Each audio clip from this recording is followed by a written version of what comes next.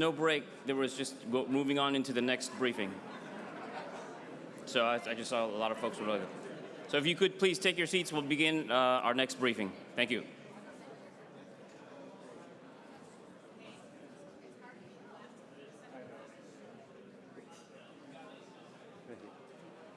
Test 1, 2, 1, 2. Sir. All right, we're hot. Okay. Inevitably, we're going to walk in front of speakers. All right. Hey, good afternoon. Bryan Eovito, Commanding Officer, Marine Corps Cyberspace Operations Group, joined by Mr. Jeff Proudfoot, our Technical Director. Not going to belabor what you've heard the senior leaders say already today. What I'm going to do is I'm going to bring it down and I'm going to talk to you in brass tacks. Not wearing the green suit. I actually made Jeff not wear a tie because I want us to have a conversation. So we're going to be brief so that we can field questions and have a discussion, okay? Data. What does data mean to the United States Marine Corps? It is a 10-digit grid. So that the young commander or young sergeant section chief, she is out with her naval, expeditionary maritime ship interdiction system, gets a 10-digit grid to break stuff and kill people. Because my commandant's priority, the only priority, is lethality. Rigid adherence to standards, but lethality when it comes to war fighting. Period. 10-digit grid. Now, there's a lot that goes into that. How do we think about it in the Marine Corps? Marine Corps Doctrinal Publication 1, MCDP 8. 1 warfighting, MCDP 8, the information function. What have we actually done to put that into effect, to put information into operations? That's Marine Corps Warfighting Publication 8 TAC 10, which defines how Echelon 5 all the way down, all the echelons of command, how you plan for and integrate information into the warfighting function. We heard support. Support is not enough. Correct. Information allows commanders like General Worth to integrate combat power. Allow. That's not granting permission. Allow is a tactical task. Support, enable, allow. You cannot integrate combat power in 2025 without the information capabilities that we provide. And with our DIB partners, those of you in the room, thank you very much for what you do to help us break stuff and kill people. We cannot do it without you. You, this is me over, has killed more people than whistles and charging trenches ever did. And in the future, cyber and space and the EW is going to kill a whole lot more. Now, when you think about that, we have to fight in, through, with, against cyber. In, through, with, against space. In, through, with, against electronic warfare. You heard all of this here. Information operations, shaping behaviors today with information, but changing attitudes to change behaviors tomorrow in the children of our adversaries, in the children and grandchildren of people who are neutral, not yet our adversaries. It's relatively easy to change behavior, big enough stick, but it's that softly spoken, whispered voice in your ear that's going to change attitudes and drive that behavior over time. That's information. We talked about autonomy. The autonomy I care about is the autonomy of our junior commanders, not the platform. I need AI. What I need is a model that can be federated, that I could put out to the edge so that commander, she is at the very edge. And with the organic sensors that she has in her combat formation, and only those sensors, because all she has are her tactical data links. She can't talk to the cloud. She's too light to have anything on-prem. With those organic sensors only, she can take in the data for that algorithm to tell her what she needs to know to get that 10-digit grid. And a button where I can press it and her operators can train the algorithm, and then we send it back to the mothership eventually, right? And then they train the big algorithm, a little transfer learning, woohoo, from all over the world, right? Now you've got a master algorithm, main algorithm, mother algorithm, whatever you call it, that's a little bit more capable. Those are the type of things that we're talking about. Autonomy of commanders, right? Platforms and everything, that's cool. So the first mine lane, you know, everybody's seen Ukraine, right? We've got mine layers going out there and stuff. The Goliath tank was remotely operated and used in combat in 1944 by the friggin' Fifth Reich. They also used them to lay mines. How many people see things on LinkedIn, X, wherever, in Ukraine? Ooh, wow, look, this is new. No, it's not. May not have a wire, may have better Wi-Fi connecting it, may be using some Starlink, not to be confused with Star Shield, our drug of choice. So those are just some thoughts to kind of prime as we bring this down to the deck plates. Readiness. I have an HR system. Let's get the data, wrangling data. My son, Austin Eovito's here. He's an AI ninja. I'm not. But one thing that he has taught me and proven to me with pilots and stuff that he's been able to share with me, you know, machine learning is for unstructured data. Wrangling data is give me access to your data. Let's put a machine learning algorithm on top of DERS to go through and look at all of DERS in history and find some latent knowledge that humans can't find. Hey, there's a trend here. No, there's not. It's good. No, there's a trend here. And then a human can look at it and decide. Put in the HR system, look at me. Is my family, am I ready to deploy? Do I have a will?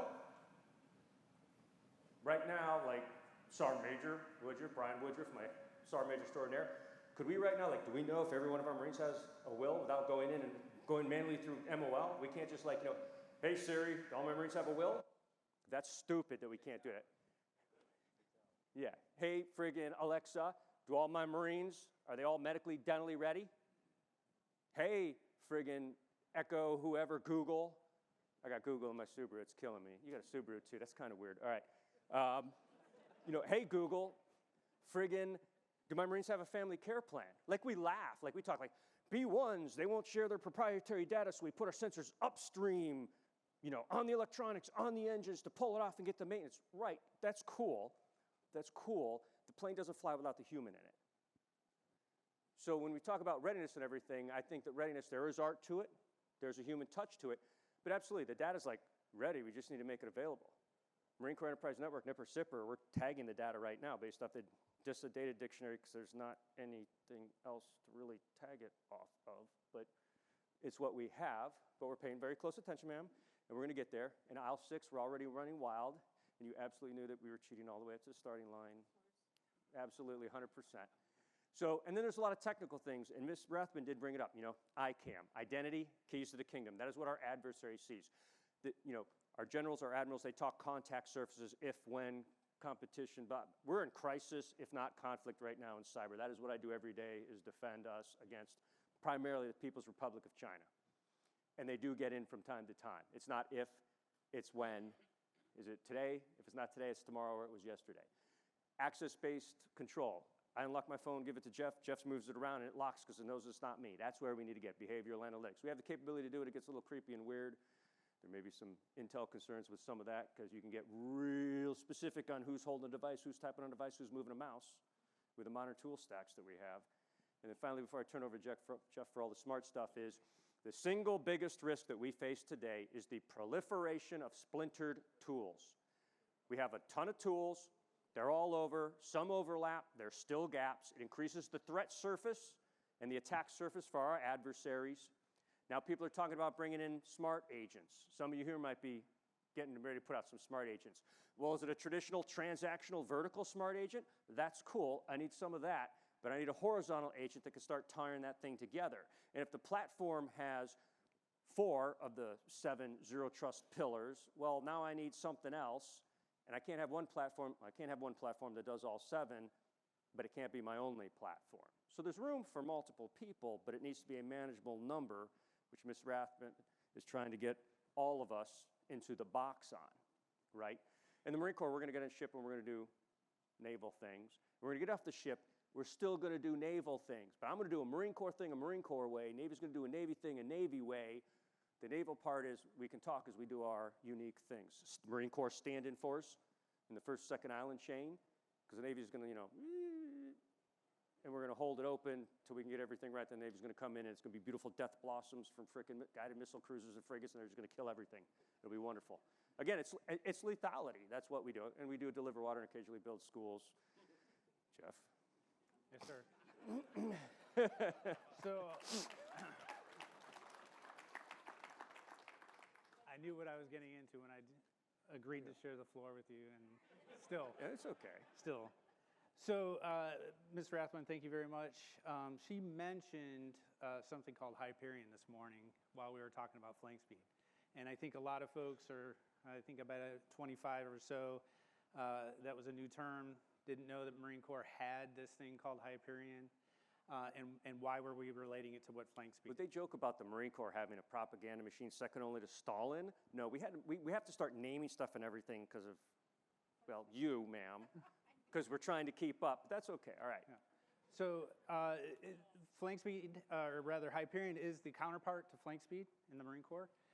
So as the PEO folks have been talking, what we're really trying to do is design once and field wherever we need it, right? And that's where some of the difference between what flank speed does for the Navy and what Hyperion does in the Marine Corps is largely related to what our CSSP mission is to support the data, right? And this is tied to our identity management systems, and we're both federating flank speed and Hyperion with the Naval Identity Services, right, the enterprise service. And that is critical because that is how we're binding everything in the DON together, starting first with identity. And this is across the board to the tactical edge or aboard the ship, which I'm being told is also tactical edge. And when flank speed can do something aboard a ship, the Marine Corps can use Hyperion on that ship in conjunction with flank speed or ashore at the tactical edge with all of the tooling and capabilities that the cloud can bring. Like everyone's talked about with readiness and lethality, right? Many people think that we bring core infrastructure to the edge and what we're providing are business services. That is not true. I mean, it is true. We're providing business services, but we're providing platforms that are the core infrastructure for our warfighting mission. And that is a new thing that we can now federate identity, and instead of having a separate iPad or whatever the system is, I'm not going to name it, in the air wing so I can get ready to fly my mission. Why is that different than the GFE I was just issued to check email? Now we can manage and monitor both. We turn them into one device, and magic is occurring. We're saving money by buying things once. We're providing identity management to a system that used to operate standalone. And that's the types of things that we are doing between DCI, Marforce Cyber, the McCog, and DC Aviation, right, in the air wings. I think those are the things that we're talking about when we talk about unification, when we talk about providing capabilities to the tactical edge using core infrastructure that starts really in the cloud. So Joint Mission Planning System, the knee boards that all the pilots use, they can now use it in their hotel room. They can use it in the aircraft if they've got satellite for this pilot that we're doing with the Intune capability and stacks that Dawn, Navy, and Marine Corps have provided. It's huge. They haven't been able to do it. They leave base. They can't get updates. They can't file new FAA papers. They're able to do that right now in this. And when they're in there and they're looking at it and everything, I'm like, yeah, this is neat. You're going to put an airplane, and then I got introduced to the NavAir people with there. You know it's serious when you got NavAir people and an ATOPS inspector at the Marine Corps Cyberspace Operations Group looking at doing this thing. And then you ask, hey, Jeff, does Mr. Rathbun know we're doing this thing? It's good, okay. But that again, that's capability that's being delivered. And one of the things I want you all to realize is, Ms. Beavers talk about MPE, Bala-Catan 24, Army, Navy, the Joint Fires Network nodes, which are nodes. There were some issues with the transport getting it there. We threw them on McSen, the Marine Corps Enterprise Network transport. We're able to get it everywhere. I can throw my node on Navy transport and get it there. Army, it's a little more difficult because they got a different identity broker, different way of doing things, but if we federate them in, but the Navy and Marine Corps don't have that problem. MQ-9 Reapers fly in mission, SOCPAC had troops on the ground like, hey, we'd love to get that. Make a call to the McCog, 5 minutes, they're getting it.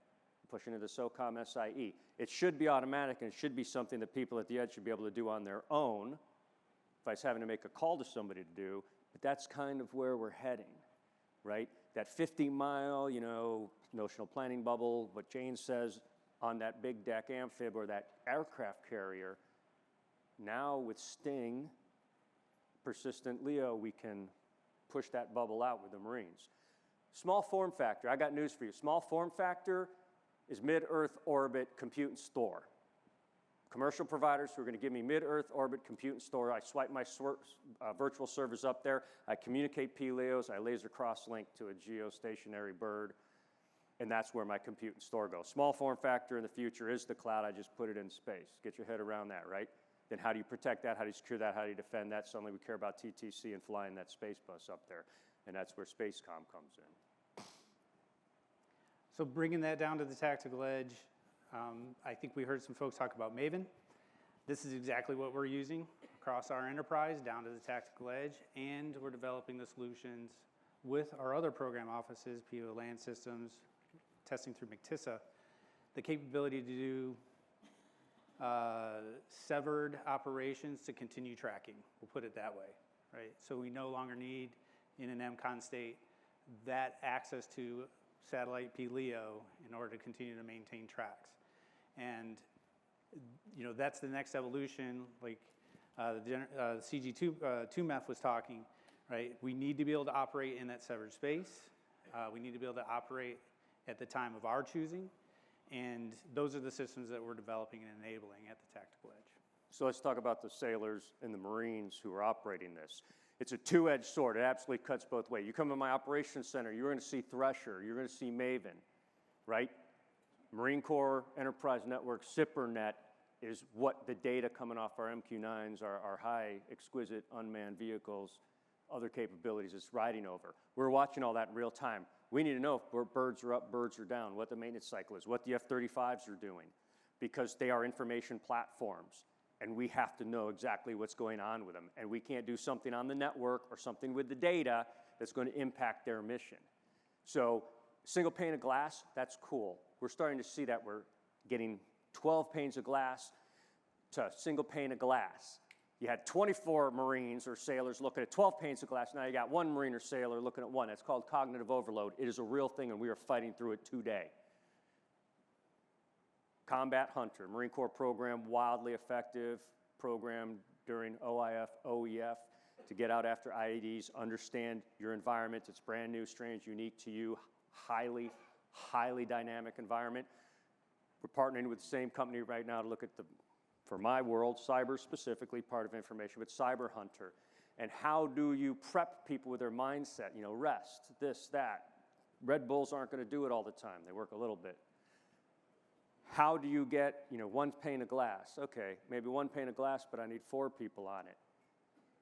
Or you have, you know, in our commercial aisle too, the Marine Corps Red Team, we own the Marine Corps Red Team, they went out and they built a large language model of their own that they can be like, hey, we got an alert, what does it mean?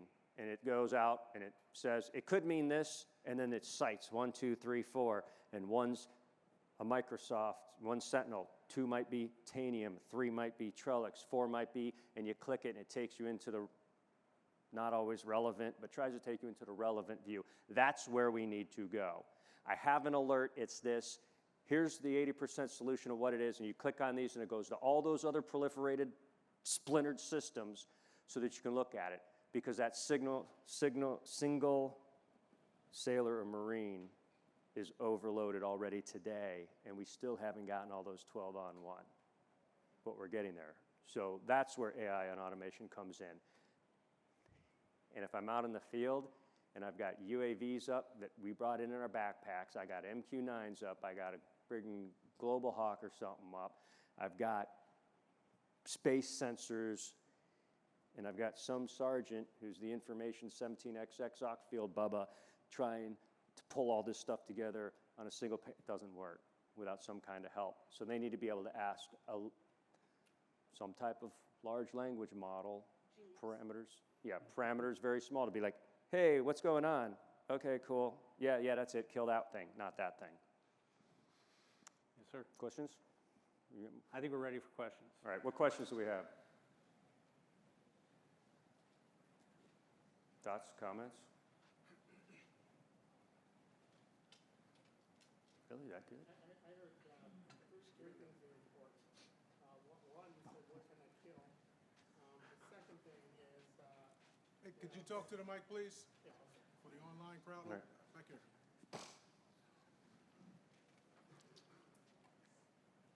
I heard, what can I kill? That was a great question. That's always a good question, yeah. Yeah, I heard, you know, 3 things you emphasized. One is what can I kill?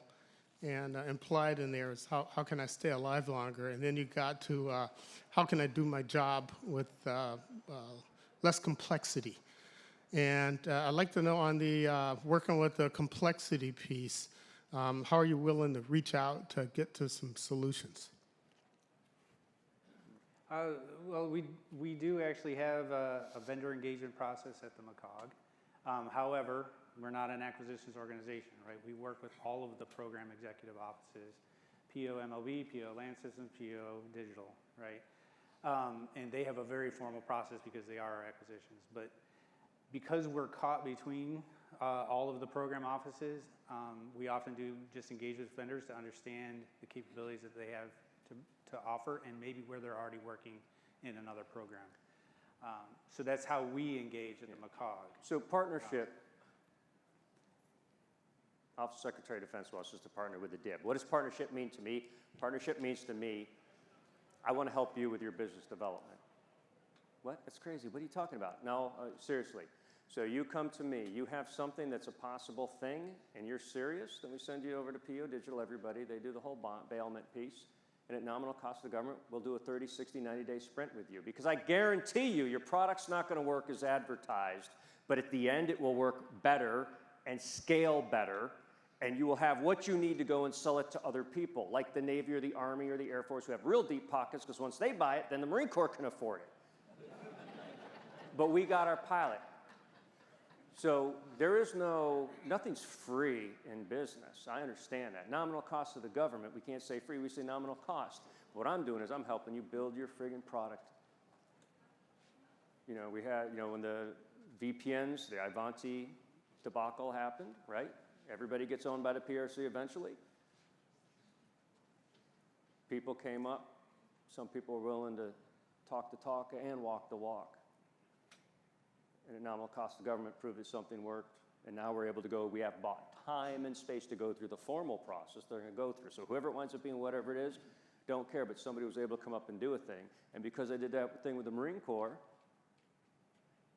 you know, private equity grabbed them, and now other people, Army's getting a big giant contract working with them and everything. Business development. Let us help you help us, because it's all about me. Can't spell team without ME, us Marines. So that's kind of how I think we can partner. Yeah, my name's Rod Adams. I'm with LI2S Marine Corps. As the cybersecurity service provider for the Marine Corps, what are some of the initiatives that Program of Records should be looking out for in the future? So that's the zero trust question, right? I think we heard it. Which we acknowledge is principle of least privilege, segmentation. Really what's new is adding on the data and the AI piece that cuts across all those pillars and ties it in that bow in modern identity. But okay, go ahead. Yes, sir. So, but I think the challenge is, and it probably ties into the new. We've heard questions about smaller companies, smaller capabilities that want to be able to bridge up into enterprise capabilities, and those companies have to battle against the Microsofts of the world, right? And it is a challenge, but I think the key thing is we all know what services are already in place, right? And we know that we need to be interoperable if we introduce new capability. And those are the gaps, right, that need to be filled, because not any one company, not even the largest ones, can fill every capability. So when we talk cybersecurity, I mean, the key thing that has to happen, again, like the CEO said, the automation and orchestration, right, the edge of AI and ML, not quite there yet, but the automation and orchestration and the censoring seam, right, is if you can't tie into the thing that is operationally enabled at the core infrastructure, then it's going to be very difficult for us to introduce it as a part of our CSSP mission, right? That's probably the biggest challenge. So CSSP-wise, so for us, CSSP is traditional cybersecurity. It's the things you do when you operate, but it's also defensive cyberspace operations. I have to have an immediate counterattack. Mine stops at the boundary. I can do bad things to you inside the blue space. Beyond that, then I just send a request to the warfare group, Colonel Jamel Neville, my sister group, and he will go and do the dirty to you in gray space or possibly red space with JTF Ares and General Matos. Automation and the CSSP, our knock and socks sit together. You'll be there to cut the ribbon with us on our new watch floor next week, ma'am. Thank you. And automation, what has it done? So vertical agents have shaved 10% off my labor costs in the Network Operations Center, 2.8 million recurring savings each year that's been repurposed on funded capabilities, saving 30,383 hours. I've saved 777 FTEs with vertical and some limited horizontal on our stack that we're piloting. On the SOC side, $4.8 million annual recurring saving. 39% of our cyber incidents are opened and closed automatically, 0.0033 seconds by AI. Not a single one of those would be done. Not a single one of those would be done if we had a human. And this is a case that you heard before. It's not about doing more with less. It's about being able to do more and being efficient enough that we can do more. Because 39% of my incidents wouldn't even be serviced if I had to do it just with humans. There's no way I could afford that, ever, ever, ever.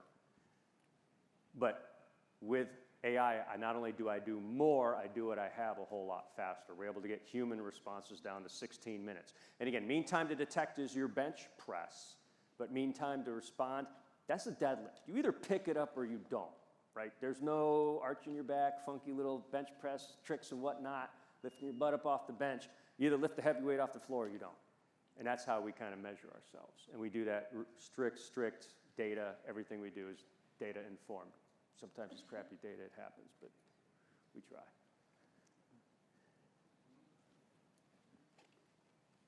Hey there, Rob Brady with Expression Networks. You mentioned at the top, the multi-domain space, cyber, EW, you name it. And then you also talked about the cognitive overload that's caused by trying to get to that spot. In the terms of situational awareness, where do you see that going? Where you're going to need to fight a war across domains at all times, especially in probably non-physical, but you're going to need to be able to make sure that the user can keep pace with it. So there's a technical piece I'll let you talk about. So in Bryan's opinion, we're still stuck in the quarterbacking mode. So, and this is human-computer interface, this is user design, this is human-machine teaming, whatever you want to call it. But we still insist that the commander decision maker has to be on the field as a quarterback. I can call a play, the line will make a call in audible, right? So there's a little bit independent decision making, but we call it mission command, but I'm still the quarterback. Some cases we're coaching, we're on the sideline, and we let the quarterback call it, right? That's about as far as mission command gets.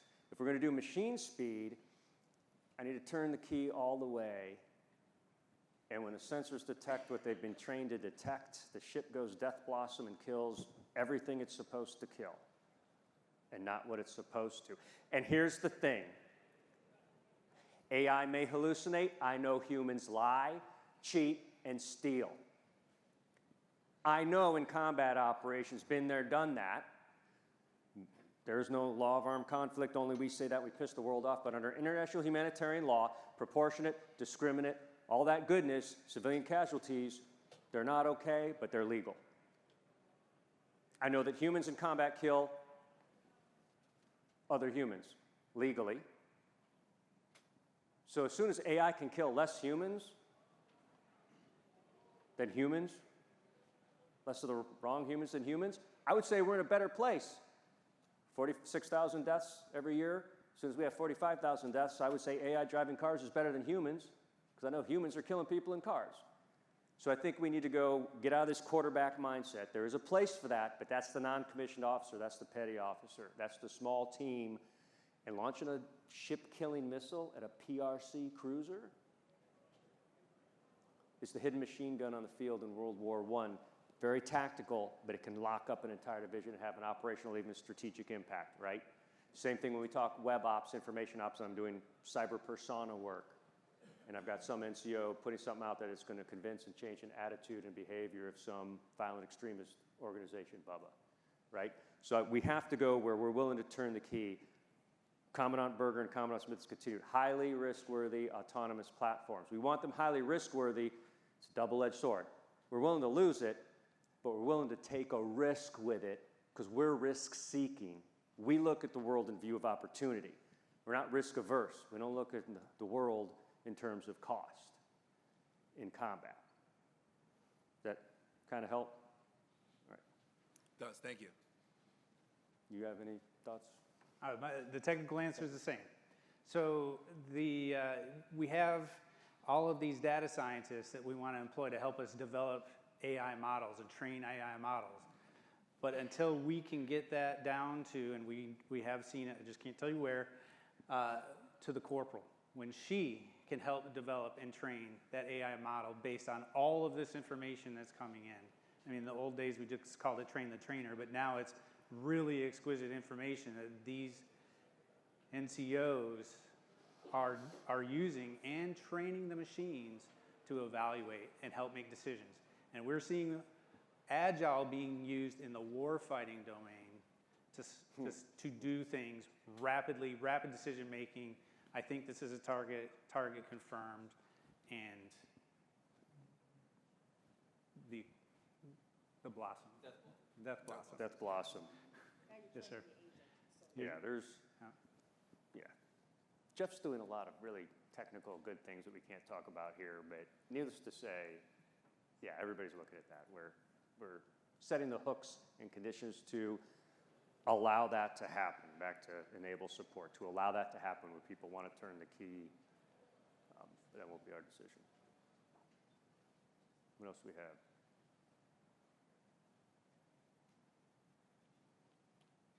Going once, going twice. All right, well, thank you. I appreciate it. Ma'am, thank you for having us.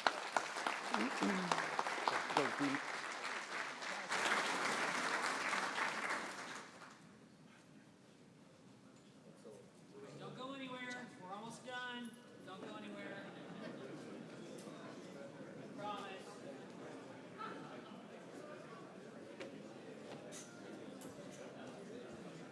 Where is everyone going? This is. Going to the bathroom. You can't hold it for an hour and a half, really? Okay. Whatever. You can actually get out of here 10 minutes early. I'm out. Your call, man. You want to keep going or what?